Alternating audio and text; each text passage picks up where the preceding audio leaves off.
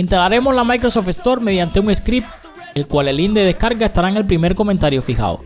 Tan solo descomprimimos y abrimos la carpeta y ejecutaremos la primera opción que se llama Add Store como administrador.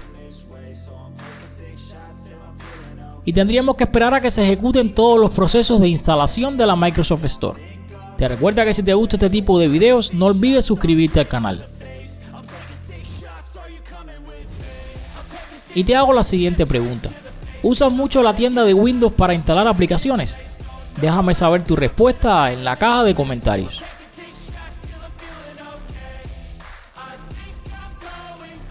Una vez que termine nos saldrá un anuncio que toquemos una tecla para salir. Cerramos y reiniciaremos el PC.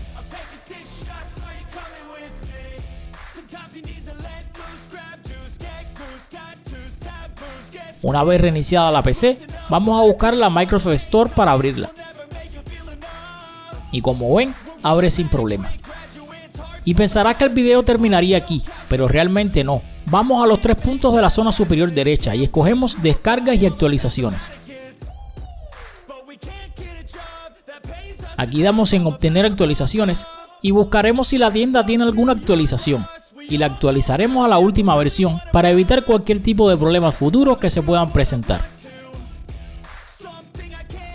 Una vez se actualice, reiniciamos nuevamente la PC y ya no debería haber ningún problema para que puedas instalar aplicaciones desde la tienda de Microsoft en un futuro.